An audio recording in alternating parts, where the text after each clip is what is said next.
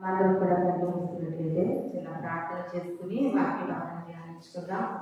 పరిశుద్ధుడు పరిశుద్ధుడు పరిశుద్ధుడు అంటే ఈ పరిశుద్ధమైన మాటలకు స్తోత్రం చెల్లించుకుంటున్నాం. ప్రభా, ఈ ప్రాముఖ్యమైన సమయంలో దేవుని ఆశ్రయంగా నీ సరినామంలో నేను నిలబడి పెట్టడం ప్రభా, నన్ను పూర్తిగా మీ సిలువ చేత మరుగు చేసుకుని మా ఆత్మలను ప్రభా ఈ మాటలతో బలపరిచి ఆ మాటలకి లోబడి జీవించే జీవితాలను కనిపించున్నాయి. సాహసాన్ని ప్రేరణ అప్పగించుకుంటూ త్వరగా రాబోతున్న యేసు పరిశుద్ధ నామములో అడిగి వేడుకుని ప్రార్థిస్తున్నాను తండ్రి. ఆమేన్. ఈ చక్కటి సమయం ఇచ్చినటువంటి దేవాలయానికి వందనాలు. కుడి వచ్చిన మీ అందరికీ కూడా నామములు తెలియజేస్తున్నాను. వాక్య భాగాన్ని చదువుకుందాము. రూతు గ్రంథము 4వ అధ్యాయము 11వ వచనాన్ని చదువుకుందాం. రూతు గ్రంథము 4వ అధ్యాయము 11వ వచనం. అందుకు పురద్వారమున నుండిన ప్రజలందరూ మేము సాక్షులము యెహోవా ఈ ఇంటికి వచ్చిన ఆ స్త్రీని ఇశ్రాయేలీయుల వంశమును వర్ధిల్ల చేసిన రాహేలును పోలిన దానిగాను లేయాను పోలిన దానిగాను చేయునుగాక. హల్లెలూయా. మనం చదువుకున్నటువంటి వాక్య భాగంలో రూతు గ్రంథము 4వ అధ్యాయము 11వ వచనంలో మనకి ఇక్కడ కనబడుతున్నది ఎవరంటే బోయజ్ గారు కనబడుతూ ఉన్నారు. రూతు అనేటటువంటి ఆ స్త్రీ మోయాబీరాలు. ఆమె ఒక అన్య దేశస్తురాలు. ఆమె తన అత్త కూడా ఆ బెత్లెహేము ప్రాంతానికి వచ్చినప్పుడు ఆమె తన భర్తను కోల్పోయినటువంటి స్త్రీ. బోయాజు అనేటటువంటి గొప్ప ఆస్తిపరుడు, పొలాలు అనేక రకాలైనటువంటి ఆస్తిని కలిగినటువంటి వ్యక్తి. అయితే ఆ బోయాజు పొలంలో రూతు పరిగె వేయడానికి వెళ్ళింది. దేవుని యొక్క కనికరము రూతుపై ఉన్నది కనుక బోయాజు గారు భర్త చనిపోయినటువంటి ఆ స్త్రీని బోయాజు గారు పెళ్లి చేసుకోవాలని ఆశను కలిగి ఉన్నారు దేవుని సంకల్పాన్ని బట్టి.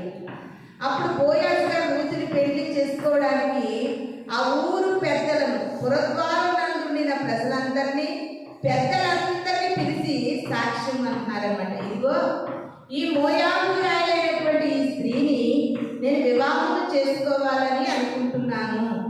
దానికి ప్రజలందరినీ పిలిచి అన్నారు, మీరందరూ ఈ వివాహానికి సాక్షి.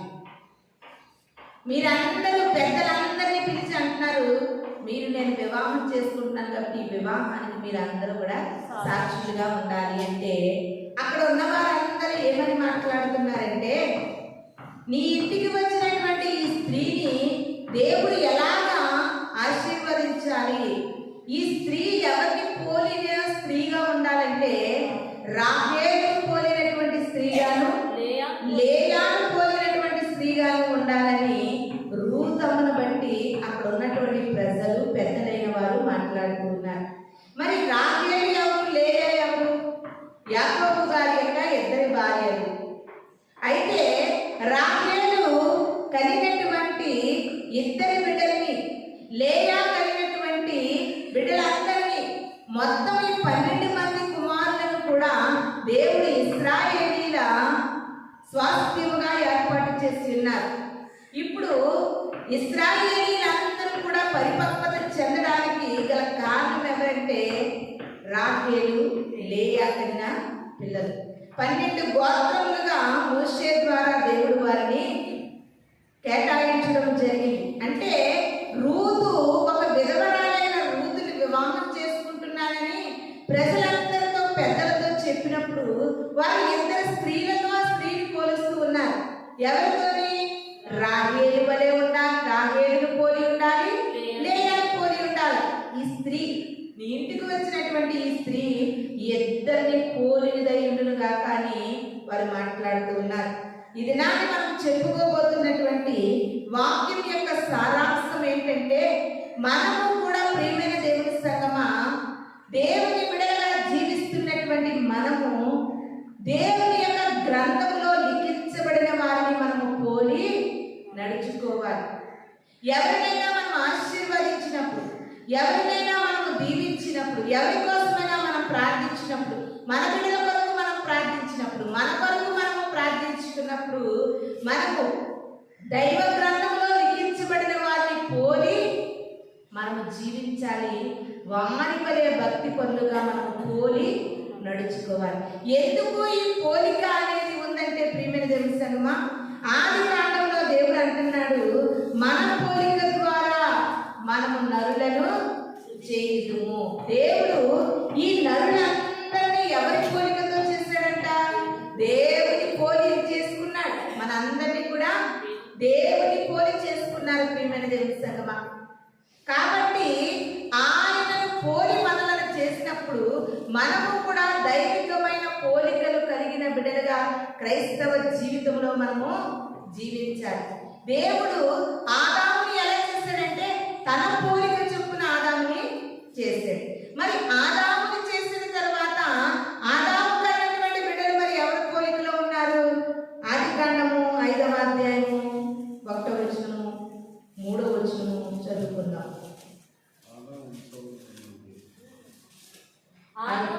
5వ అధ్యాయము 1వ వచనం 3వ వచనం. ఆదాము వంశావళి గ్రంథం ఇదే. ఆదాము వంశావళి గ్రంథం ఇదే. దేవుడు ఆదామును సృజించిన దినమున దేవుని పోలికగా అతన్ని చేసెను. మగవానిగా ఆడదానిగా వారిని సృజించి వారు సృజింపబడిన దినమున వారిని ఆశీర్వదించి వారికి నరులని పేరు పెట్టారంటే ఆదాము 130 ఏళ్ళు బ్రతికి తన పోలికగా తన స్వరూపంలో కుమారుని అన్నాడంట.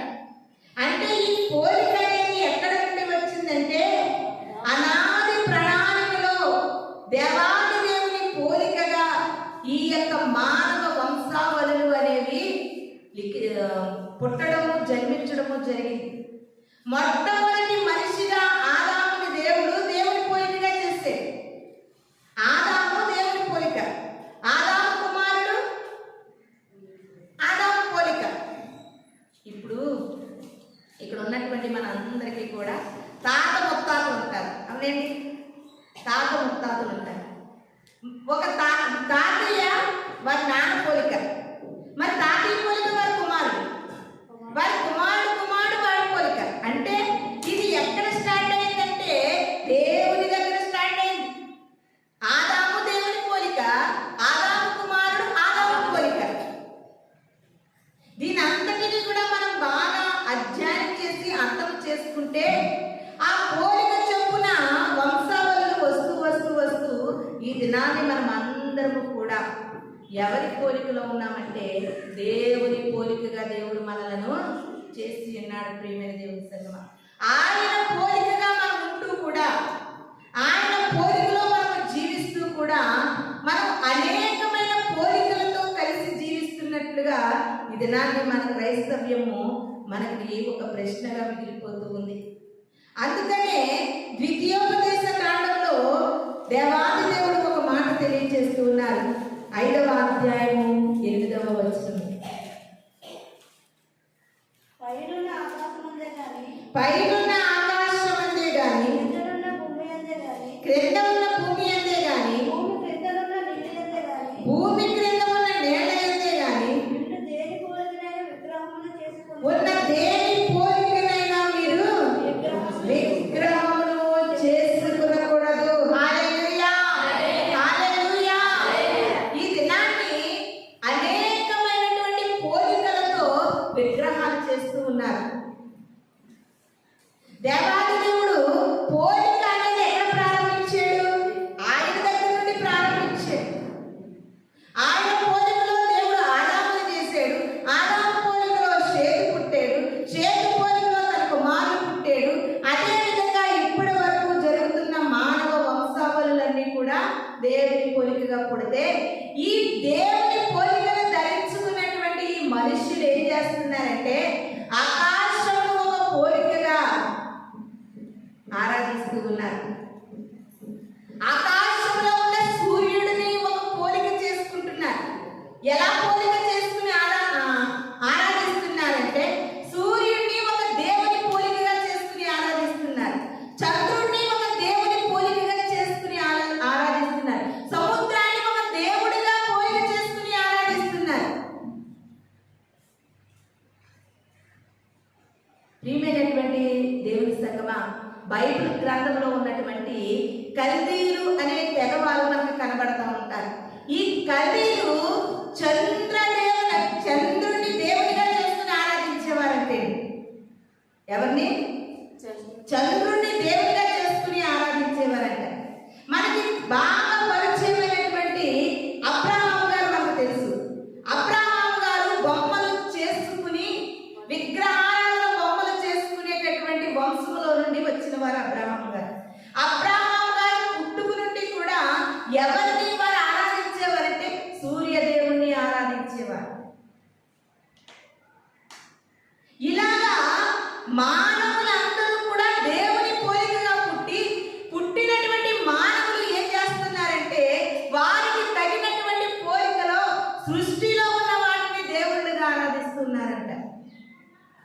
అది ఏ మాత్రము కూడా కరెక్ట్ కాదని విధాన వాక్యము మనతో మాట్లాడుతూ ఉంది.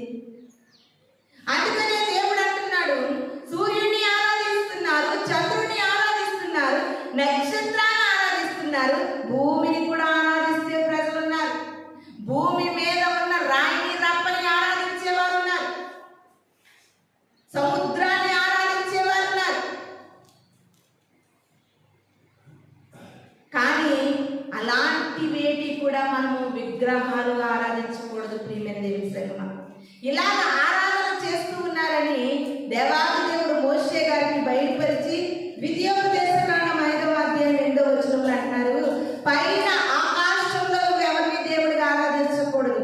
సూర్యుడు ఒక దేవుడు కాదు, చంద్రుడు ఒక దేవుడు కాదు, క్రింద ఉన్న భూమి కూడా దేవుడు కాదు. ప్రియమైన దేవుని సంగమా, చాలా మంది భూమిని ఒక దేవతగా కొలుస్తూ ఉంటారు. అది కూడా దేవాది దేవుని దృష్టిలో అక్షరాల తప్పు. భూమి క్రింద ఉన్న నీళ్లలో కూడా మనకి పోలికైన విగ్రహాలు ఉండకూడదంటే ఎంత చక్కటి మాట చూడండి. దేని పోలికనైనా విగ్రహం చేసుకునకూడదు. హల్లెలూయా, హల్లెలూయా.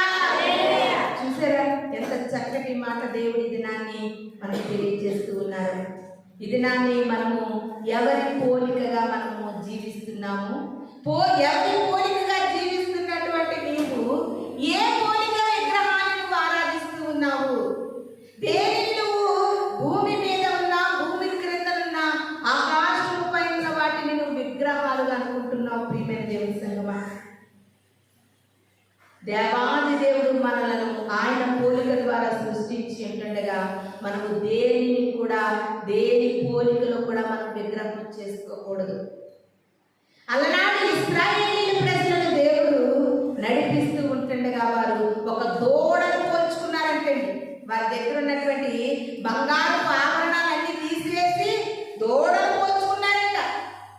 దేవుని కోపము, ఉగ్రత వారి మీద రగులుకుంది. ప్రియమైన దేవుని సంగమా, ఈ దినాన్ని నువ్వు ఎవరిని పోలిక చెప్పులను జీవిస్తూ ఉన్నావు? అన్ని తెలుసు క్రైస్తవులు. నాలో ఉన్న ఊపిరి నీవని తెలుసు, నాలో ఉన్న శ్వాస దేవుడని తెలుసు, అన్నీ తెలుసు. కానీ మనము జీవించే జీవన విధానంలో ఆయన పోలికగా మనం నడుచుకోలేకపోతున్నాము, ఆయన పోలికగా మనము జీవించలేకపోతున్నాము. నిజముగా క్రైస్తవ జీవితంలో పాడే పాటలకి బ్రతికే బ్రతుకులకి కూడా ఏమాత్రం కూడా పోలికలు ఉండలేదు. నా శ్వాసని ఏమంటావు? పాట మాత్రమే నా భాషని ఏమంటావు? నా ధ్యాసని ఏమంటావు? దేవుడే నీ ధ్యాసని పాడతావు, కానీ అనేకమైన ధ్యాసలతో బ్రతుకుతూ ఉంటావు. ఇవన్నీ కూడా పాటలకి క్రైస్తవ్యానికి అస్సలు పోలికుంటలేదు. ప్రియమైన దేవుని సంగమా, ఇది నా ప్రభు మనకు తెలియజేస్తున్న మాట ఏంటో తెలుసా? నువ్వు ఎవరి పోలికగా ఈ దినాన్ని సృష్టించబడ్డావు.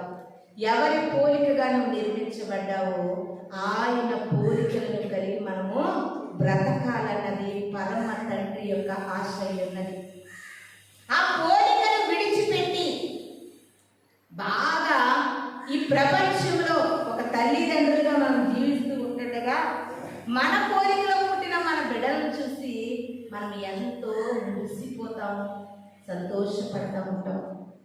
మన పోలికలో పుట్టిన వాడు మన పోలికగా పుట్టి మన బుద్ధులు లేకుండా ఒక త్రాగుబోతు ఎదవగా, లేకపోతే ఒక బేవస్గానో, లేకపోతే దేవునికి అయిష్టమైన వ్యక్తిగానో, దేవునికి నచ్చని గుణగణాలతో జీవిస్తే నీ పోలికగా పుట్టినందుకు నీకు ఏ సంతోషం మిగిలిందంటావు? బాగా ఆలోచించండి. అచ్చు నీకులాగే పుట్టారండి, కానీ పోలికైతే నీదే, బుద్ధులు మాత్రం నీ కాదు, గుణాలు మాత్రము నీ కాదు, వేసే వేషాలు నీవు కాదు. అప్పుడు తల్లిదండ్రుల యొక్క హృదయాలు ఎంత పగిలిపోతాయి ఒకసారి ఆలోచన చేస్తే. దాన్ని బట్టి మనం క్రైస్తవ్యాన్ని ఆలోచన చేస్తే పోలికైతే దేవుని పోలికగానే పుట్టించబడ్డాము, దేవుని పోలికగానే మనం ఏర్పరచబడ్డాము, నిర్మించబడ్డాము. కానీ బుద్ధులు మాత్రం క్రైస్తవ బుద్ధులు కాదు.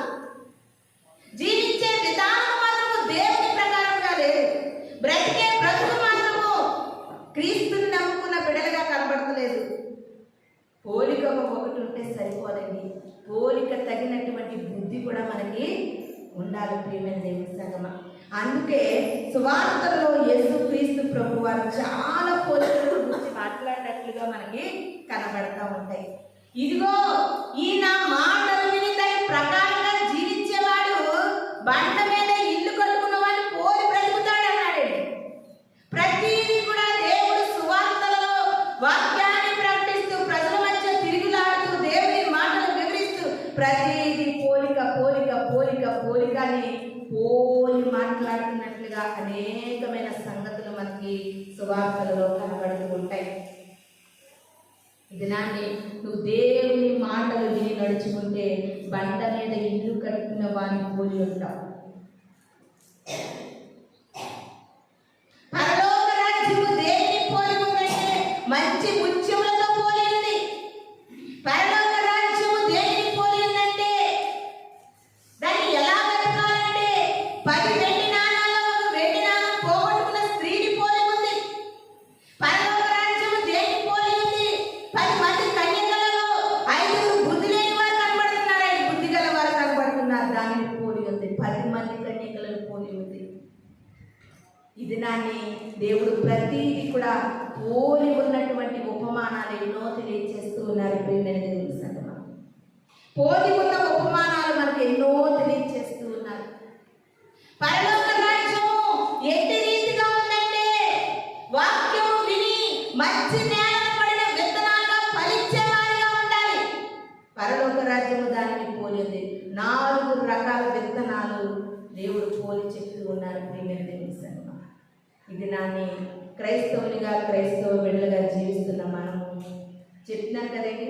ఆదాముని దేవుడు తన పోలికగా చేశాడు, నరులందరినీ తన పోలికగా చేశాడు. పోలికలైతే దేవుని పోలికగా మనం ఉండొచ్చేమో, కానీ మన యొక్క క్యారెక్టర్ కానీ, మన ప్రవర్తన కానీ, మన బుద్ధి కానీ, మన యొక్క హావభావాలు కానీ దేవుని పోలికగా కనబడక దేవుడు పశ్చాత్తాపపడుతూ ఉన్నాడు ప్రియమైన దేవుని సంగమా. దినాన్ని ప్రభు అంటున్నాడు, దేవుని పోలికలు మనలో కనిపించాలనే అపోస్తులైన పౌలు గారు ఏమంటున్నారండి? నేను క్రీస్తుని పోలి నడుచుకుంటున్న ప్రకారము మీరు నన్ను పోలి నడుచుకోండి. ఆయన ఎవరిని పోలి నడుచుకున్నారట? క్రీస్తుని పోలి నడుచుకున్నారట. పోలికలు ఉంటే సరిపోదు, ఆయనను పోలి నడుచుకునే బిడ్డలుగా దినాన్ని క్రైస్తవులు ఉండాలని వాక్యము మనకి తెలియజేస్తూ ఉంది. ఇంకా దేవుడు ఎన్నో పోలికలు మనకు చూపిస్తూ ఉన్నారండి. మనం చదువుకున్నటువంటి 49వ కీర్తన 20వ వచనంలో దేవుడు అంటున్నారండి, అసలు ఈ నరులు ఎలాంటి వారంటే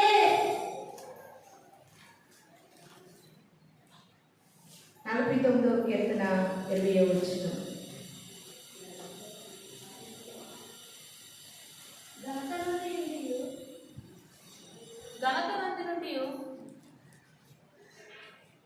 మనం చదువుకున్నటువంటి వచ్చిందమ్మా? 39. 39. సారీ, 39. 20వ వచనంలో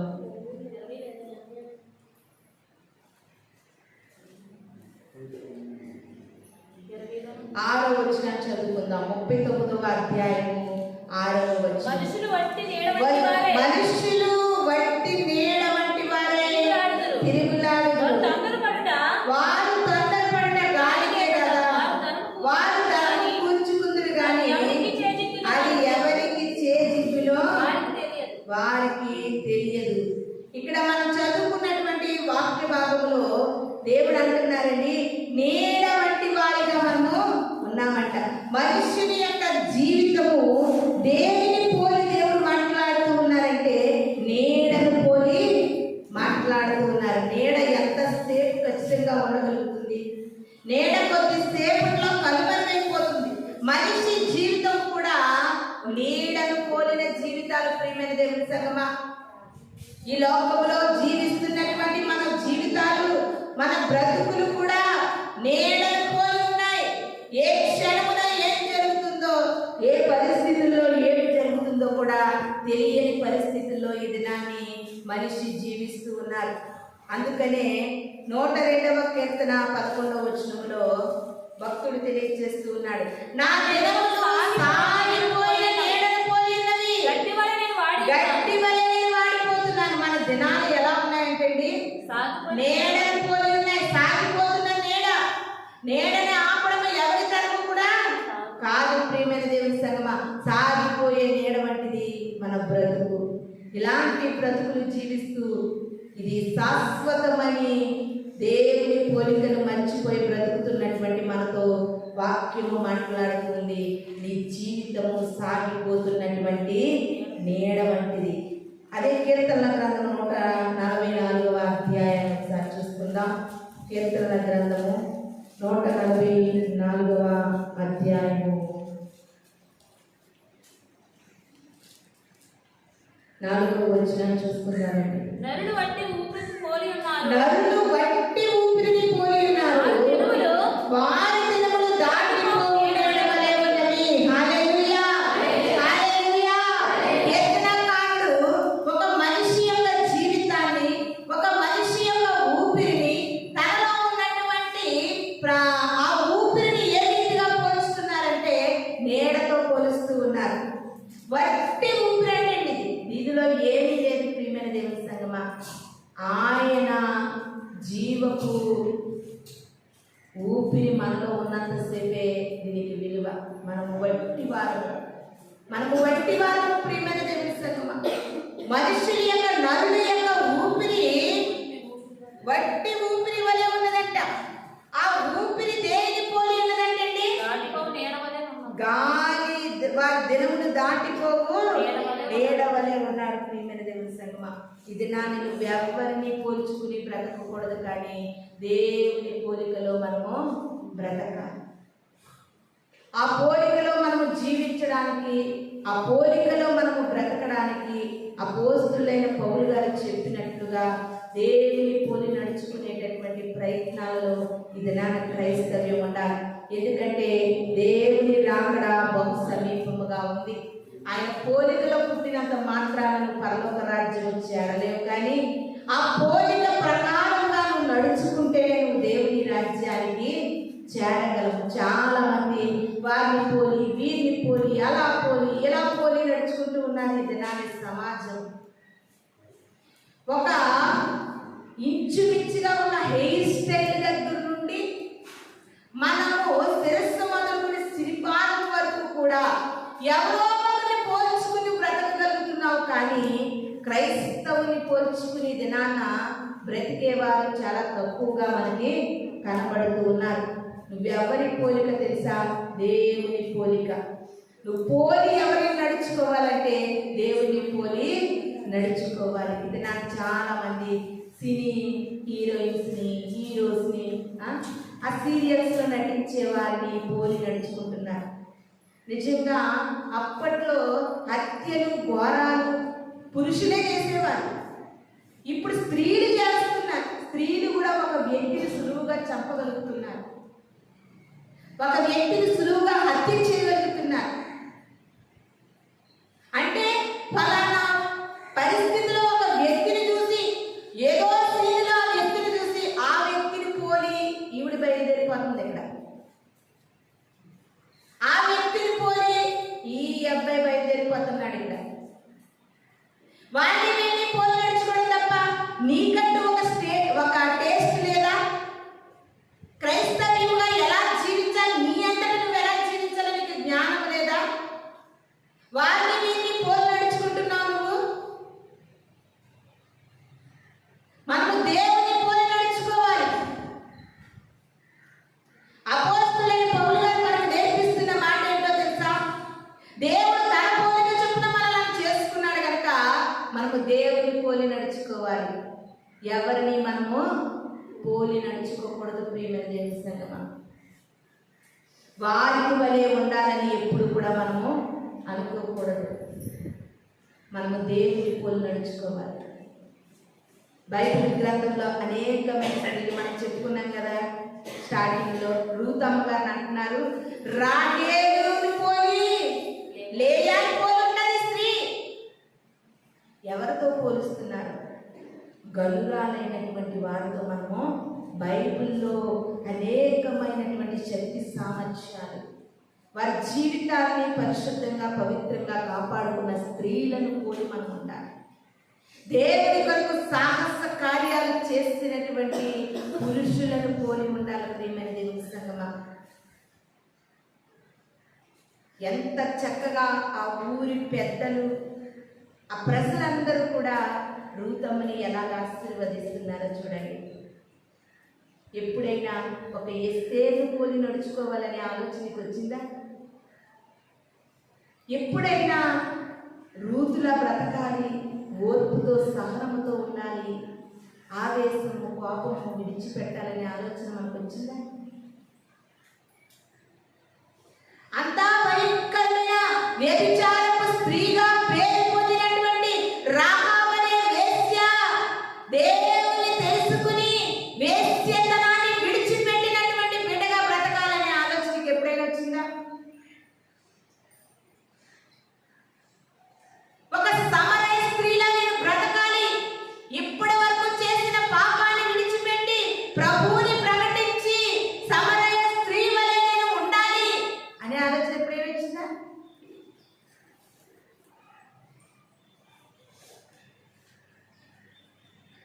అలనాడు యెరూషలేము దేవాలయంలో తన దగ్గర ఉన్న దానిలోనే 2 కాసులు దేవునిలో వేసినటువంటి స్త్రీగా నేను ఉండాలనే ఆలోచన ఎప్పుడైనా వచ్చిందా?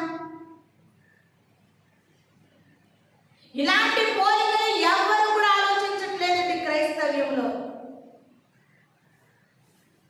ఇలాంటి ఆలోచన క్రైస్తవ్యంలో ఎవరికి రావట్లేదు. ప్రియమైన దేవుని సంగమా, ఒక రూతుని పోలిన కోడలిగా ఉండాలని ఎవరికి రావట్లేదు. ఒక నయోమిని పోలిన అత్తగారిగా మిగిలిపోవాలని ఎవరికి రావట్లేదు. ఒక సారమ్మను పోలిన భార్యగా ఉండిపోవాలని ఎవరికి రావట్లేదు. అబ్రాహామును పోలిన భర్తగా మిగలాలని ఎవరికి రావట్లేదు. ఇలాంటివి దైవభక్తి కలిగినటువంటి స్త్రీ పురుషులను పోలి నడుచుకోవాలనే ఆలోచన దినాన్ని ఎవరికి రావట్లేదు. ప్రియమైన దేవుని సంగమా, ఆ సినిమాలో ఏ హెయిర్ స్టైల్ ఉంది, ఆ సినిమాలో ఎలా కట్టుకున్నారు, ఆ సినిమాలో ఎలా వేసుకున్నారు, పిచ్చి పిచ్చి రోల్ మోడల్స్ కలిగి జీవించాలని దినాన్ని ప్రజలు ఉర్రోతలుగుతున్నారేమో. జాగ్రత్త, నువ్వు వట్టి ఊపిరిని పోలి ఉన్నావని గ్రహించుకో. నీ బ్రతుకు నీడ వంటిదని గ్రహించుకో. ఈ దినానికి ఎవరిని పోలి నడుచుకుంటున్నావు?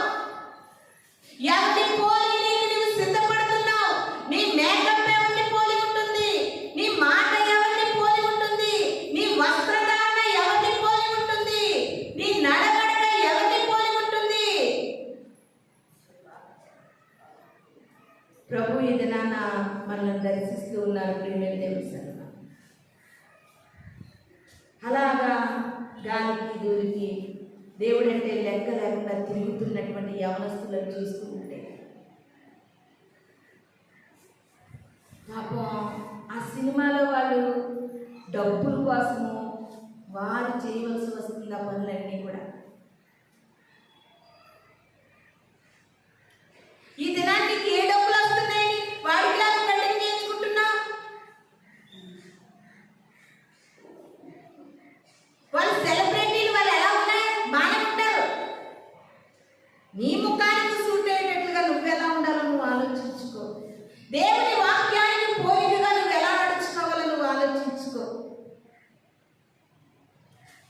ఒక దైవభక్తి కలిగిన వారిని పోలి నడుచుకో.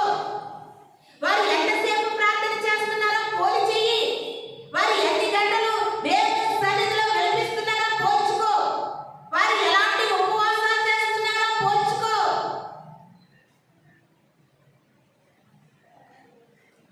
దేనిని పోల్చుకోగలుగుతున్నావు, దేనిని పోల్చుకోలేకపోతున్నావు ప్రియమైన దేవుని సంగమా?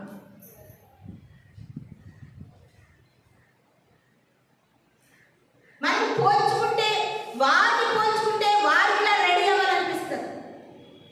అదే దైవభక్తి కలిగినటువంటి బిడ్డలు పోల్చుకుంటే వారిలా ఉండాలనిపిస్తుంది.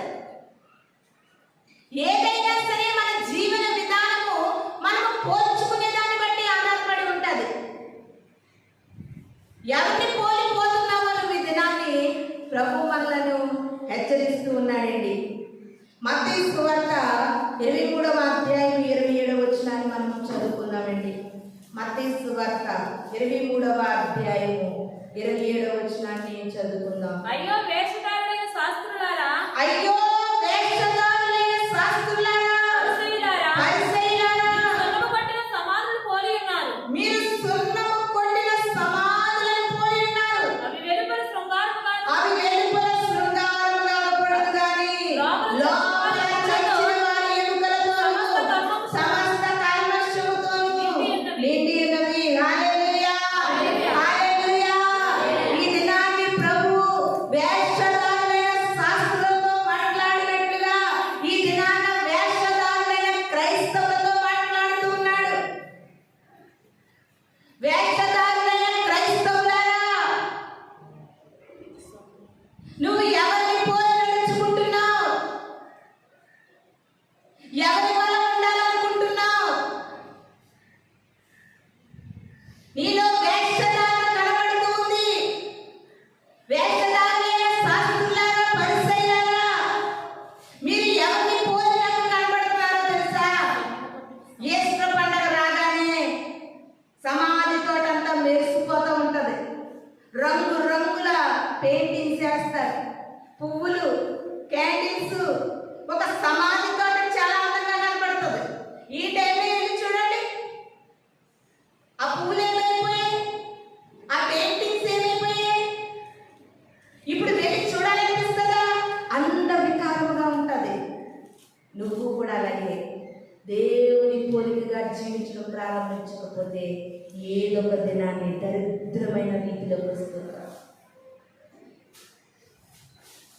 అదే ఎగ్జామ్స్ ఎంతో మంది ఈ ముఖాలకు అవి రాసుకుని, ఇవి రాసుకుని, అవి పూసుకుని, ఇవి పూసుకుని ఇది నన్ను దరిద్రంగా తయారైపోయింది చాలా మంది. అవి పడకపోతే ముఖం నిండా గజ్జి, రాసుకున్నది పడకపోతే భయంకరమైన వికృతమైన రూపము. మరొకసారి నేను ఒక వీడియో చూసాను. ఈ యొక్క ఐబ్రోస్ ని తీస్తా ఉంటారు చూడండి, వారికంట క్యాన్సర్ ప్రారంభమవుతుందంటే రీసెర్చ్ చేసి చెప్తున్నారు. ఆయన పోలికగా నేను చేసుకున్నాడు. ఆయన పోలికలో నువ్వు ఉండు. ఆయన ఐబ్రోస్ ఎలా ఉంటాయేమో నిన్ను అలా చేసుకున్నాడు.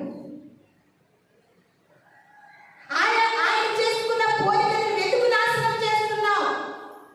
ఆయన పోలికలో నీకు ఇచ్చిన అందాన్ని నువ్వు వెతుకు చెడగొట్టుకుంటున్నావు. దినాన్ని ప్రభు మనతో మాట్లాడుతున్నారు. ఆయన ఇచ్చిన పోలికకు లేనిపోయినవన్నీ మసి పూసినట్టు పూయడం వల్ల ఈ దినాన్ని చాలా మంది శరీరాలు పాడైపోతున్నాయి.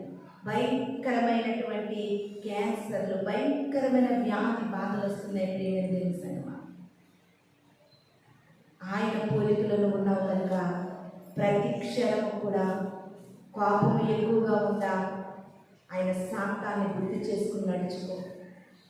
ఆవేశపడిపోతున్నావా ప్రతి దానికి? ప్రభు శిలువ మరణాన్ని జ్ఞాపకం చేసుకో.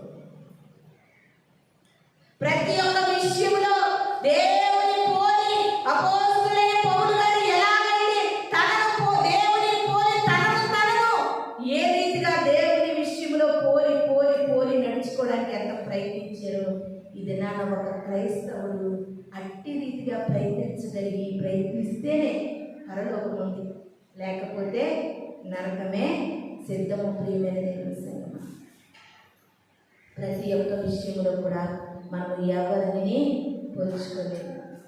అలాగని ఆయన పోలికలో నేను చేశాను చూడు, ఆయన లాంటి వారు ఈ ప్రపంచంలో ఎవరు లేరు. ప్రియమైన దేవుని సంగమా, నిన్ను పోలి ఎవరు లేరు ఈ లోకంలో, నీలాంటి దైవం లేరు నా యేసయ్యా, నీలాంటి దైవం లేరు. ఆయన పోలిన వారెవరు? అలాంటి గరుడు గొప్ప దేవుడు తన పోలికలో నిన్ను చేశాడంటే నిజముగా నీవో కందనటువంటి ప్రేమ. ప్రియమైన దేవుని సంగమా, ఆ పోలికని ఎందుకు నీ చేతులారా నువ్వు నాశనం చేస్తూ ఉన్నావు? ఆ వేషధారులైన శాస్త్రులు పరిసరులు యెరూషలేము మందిరాలకు వెళుతున్నారండి.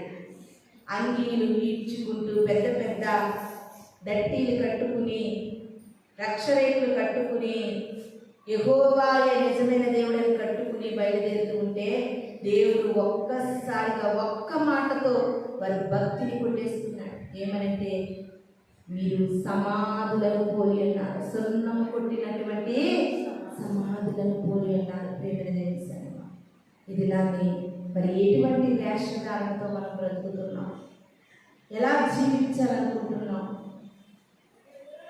ఒక దైవ సేవకుడు అంటున్నారండి, మనం వేసుకున్నటువంటి డ్రెస్ అంట మన అడ్రస్ చెప్తుంది అంటున్నారండి. ఏంటంట? మనం వేసుకున్నటువంటి డ్రెస్ మన అడ్రస్ చెప్తుందండి. అంటే ఆయన ఏమంటున్నారంటే, పోలీస్ డ్రెస్ వేసుకుంటే పోలీస్ అంటాం, లాయర్ డ్రెస్ వేసుకుంటే లాయర్ అంటాం. ఏ డ్రెస్ వేసుకుంటే ఆ కోడ్ని బట్టి వారు ఎవరనేది చెబుతుంది. అంటే ఈ దినాన్ని క్రైస్తవులుగా జీవిస్తున్న మనము ఎలాంటి పరిస్థితి, ఎలాంటి రీతిగా మనం ఉన్నామనేది మన భక్తిని నిర్ధారిస్తుందంటే, మన భక్తిని నిర్ధారిస్తుందంట. ప్రియమైన దేవుని సంగమా, క్రైస్తవ జీవితంలో ప్రతి ఒక్కరము కూడా సాధ్యమైనంత మట్టికి మన వస్త్రధారణ, మనము రెడీ అయ్యే విధానము, మనం ఉండే విధానము, మనము నడిచే నడవడిక అంతా కూడా దేవునికి మహిమకరంగా ఉండేటట్లుగా మనము దేవుని పోలి నడుచుకునే బిడ్డలుగా ఉండాలని ఇది నాన్న వాక్యము మనకి తెలియజేస్తుంది. 1 కొరింథీయులకు రాసినటువంటి పత్రిక 11వ అధ్యాయము 1వ వచనాన్ని చదువుకున్నానండి.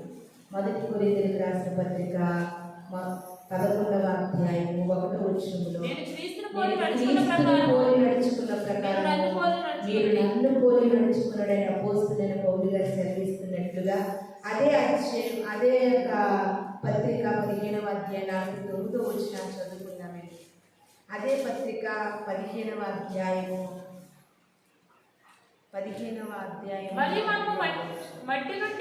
మరియు మనము మట్టి నుండి పుట్టిన వారి పోలికను ధరించిన ప్రకారము పరలోక సంబంధి పోలికయు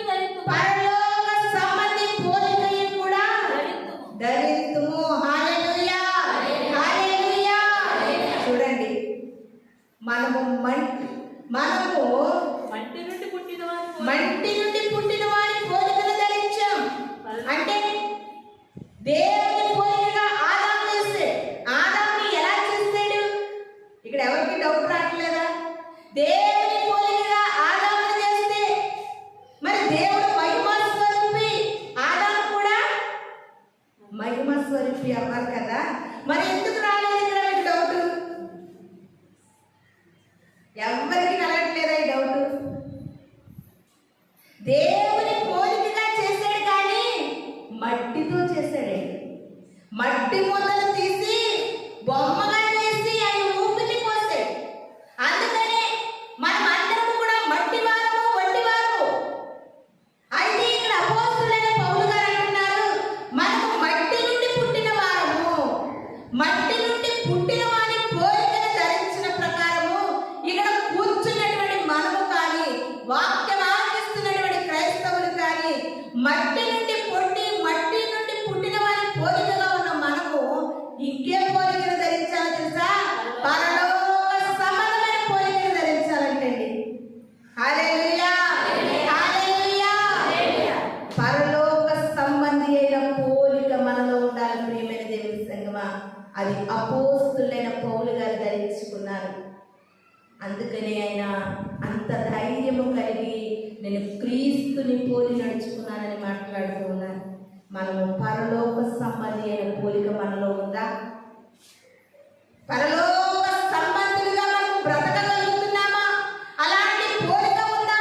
ఇంకా మట్టితో పుట్టే వరకు మట్టి పోలికగానే మనం బ్రతుకుతున్నామా? ఈ మట్టితో పుట్టిన వారి పోలికల్లో మనం బ్రతికితే ఎలా ఉంటుంది తెలుసా? మట్టిలో ఉంటూ అస్తమాను భూలోకం కొరకే ఆశలు, ఆలోచనలు. ఈ మట్టి దేహం కొరకు ఎన్నెన్నో ఆలోచనలు. ఈ మట్టి దేహాన్ని సంతోష పెట్టడం కొరకు పరలోక సంబంధి పోలికలను విడిచిపెడుతున్నావు ప్రియమైన దేవుని సంగమా. ఇది నాటి ప్రభు వాక్యము మనల్ని హెచ్చరిస్తూ ఉంది. మనము మట్టితో పుట్టిన వారి పోలికగా ఉంది. ఈసారి మనం ఏ పోలికను ధరించాలంట? పరలోక సంబంధి పోలికను ధరించాలి ప్రియమైన దేవుని సంగమా. లాస్ట్గా ఒక మాట చూసుకుని మనం ముగించుకుందాం. హెబ్రీల పత్రిక 6వ అధ్యాయము 11వ వచనాన్ని చదువుకుని మనం ముగించుకుందాం. హెబ్రీల పత్రిక. మీరు మందులు కాక విశ్వాసము చేతను ఓర్పు చేతను వాగ్దానములను స్వతంత్రించుకుని వారిని పోలి నడుచుకున్నట్లు మీలో ప్రతి వాడు మీ నిరీక్షణ సంపూర్ణము నిమిత్తము మీది వరకు కనపరిచిన ఆశయంతో కనపరచవలెనని అపేక్షించుచున్నాను. హల్లెలూయా, హల్లెలూయా. అపోస్తులైన పౌలు గారు అంటున్నారండి, మట్టి పోలికగా పుట్టిన నీవు పరలోక సంబంధి పోలికలోనికి రావాలి. ఈ మట్టి పోలికలో నుండి మనము దేని పోలికలోనికి వెళ్ళాలంటే పరలోక సంబంధి పోలికలోనికి వెళ్ళాలని అపోస్తులైన పౌలు గారంటే ఏప్రిల్ గ్రంథంలో ఏప్రిల్కి రాసినటువంటి పత్రికలో అపోస్తులైన పౌలు గారు మరొక మాట అంటున్నారు. ఏమని మాట్లాడుతున్నారంటే, మీరు మందులు కాక విశ్వాసము చేతను ఓర్పు చేతను వాగ్దానాలను స్వతంత్రించుకున్న వారిని పోలి నడుచుకోవాలంటండి. హల్లెలూయా, హల్లెలూయా, హల్లెలూయా. ఈసారి మనము పోలి నడుచుకోవడానికి ఏముండాలంట? విశ్వాసం ఉండాలి, ఓర్పు ఉండాలి. ఈ విశ్వాసము ఓర్పుతో అనేకమైన మన విశ్వాసులు వాగ్దాన దేశాలను స్వతంత్రించుకున్నారు, వాగ్దానాలను స్వతంత్రించుకున్నారు. ఇదిలాంటి మనము కూడా ఆ వాగ్దాన దేశానికి చేరాలంటే మనలో విశ్వాసం ఉండాలి, ఓర్పు ఉండాలి. అపోస్తులు విశ్వాసముతో ఓర్పుతో రక్తాలు కారిపోతున్న శ్రమలలో, శోధనలలో క్రీస్తుని ప్రకటిస్తూ కూడా వాళ్ళు పరలోక సంబంధులుగా మార్చబడ్డారు. అబ్రహాం గారు ఓర్పుతో విశ్వాసముతో విశ్వాసులకు తండ్రిగా వాగ్దానాలు స్వతంత్రించుకున్నారు. ఇది నాటి వాగ్దానాలను మనం స్వతంత్రించుకోవాలంటే మనలో విశ్వాసము, ఓర్పు ఉండాలి ప్రియమైన దేవుని సంగమా. విశ్వాసము చేతను ఓర్పు చేతను వాగ్దానాలు ఎవరు స్వతంత్రించుకున్నారో వారిని పోలి ఉండాలి. ఎవరు వాగ్దానాలను స్వతంత్రించుకున్నారు? యెహోషువ, కాలేబు, పాలుతేనెలు ప్రవహించే దేశానికి వాగ్దానాన్ని స్వతంత్రించుకున్నారు. వాగ్దానం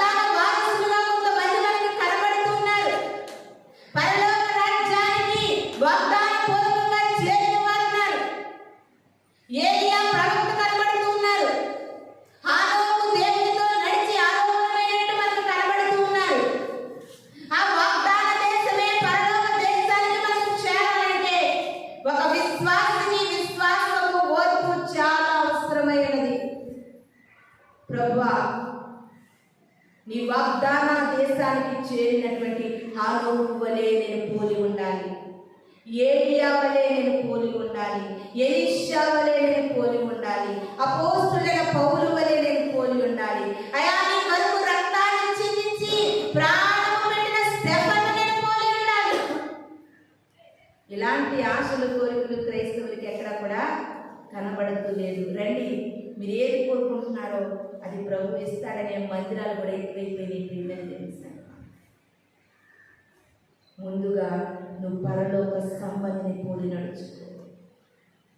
భూలోక సంబంధులు భూమి మీద వాటి మీద ఎక్కువ ఆశ పెట్టుకుంటారు. పరలోక సంబంధులు పరలోక సంబంధమైన వాటి కొరకు ఆలోచన కలిగి ఉంటారు. ఇది నాన్ని మట్టి పోలికగా పుట్టినటువంటి నేను నువ్వు కూడా పరలోక సంబంధి పోలికలోనికి మనము మార్చబడాలి. మన పితరులు వాగ్దాన దేశాన్ని చేరుకున్నట్లుగా వారిని పోలి ఇది నాన్ని మనము జీవించాలి. అటువంటి విశ్వాసము, ఓర్పుని, అటువంటి భక్తి జీవితాన్ని, దేవునితో నడిచినటువంటి అనేకులను పోలి మనం నడుచుకోవాలి. ప్రియమైన దేవుని సంగమా, అలాంటి పోలికగా మనం జీవించాలి. కానీ ఈ లోకంలో పిచ్చి పిచ్చి వేషాలు వేస్తూ ఎవరిని మనము పోల్చుకుని మనము జీవించవలసినటువంటి అవసరము ఏమీ లేదు. ప్రియమైన తెలుసు, ఒక భయంకరమైన వ్యాధితో బాధపడుతున్న ఒక వ్యక్తి ఉంటే ఆ వ్యక్తిని పోలి మనం నడుచుకోవాలని ఇష్టపడతామా? భయంకరమైన వ్యాధి ముదిరిపోయి ఇంకా లాస్ట్ స్టేజ్లో ఎముకలు గుళ్ళుతో పడి ఉన్న వ్యక్తికి పోల్చుకోగలుగుతారా?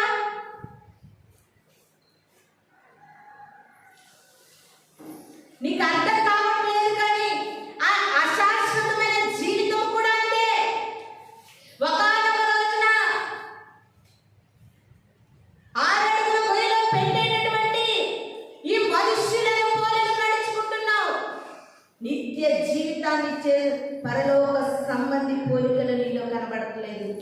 ఆ జీవితాన్ని నువ్వు కావాలనుకుంటే ఈ దినము నుండి ఎవరిని పోలిలు నడుచుకోకూడదు. ఆయనకి ఇచ్చిన పోలికలో దేవుని ఆరాధించు, దేవుని స్తుతించు. దైవికమైన వారిని నువ్వు పోలికగా పెట్టుకో, రోల్ మోడల్గా పెట్టుకో. వాక్యాన్ని బోధించేటటువంటి రోల్ మోడల్గా పెట్టుకో. దేవుని కొరకు బ్రతికే వారిని రోల్ మోడల్గా పెట్టుకో.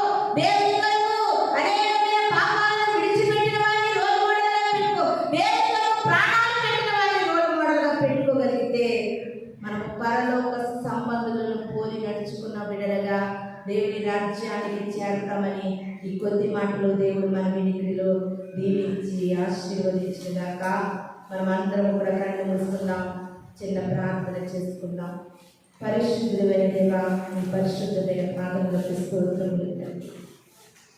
అయా, ఈ లోకంలో క్రైస్తవ బిడ్డలతో సహా అనేకమైన బిడ్డలు లోకంలో ఉన్నటువంటి ప్రభా, అయా బిడ్డలను పోల్చుకుని నడుస్తూ ఉంటుండగా ప్రభా, అపోస్తలుడైన పౌలు గారు సెలవిచ్చినట్లుగా నీ పోలిక చొప్పున నిర్మించబడ్డ మేము నిన్ను పోలి నడుచుకునే గుణగణాలు ప్రతి బిడ్డకి దయచేయండి.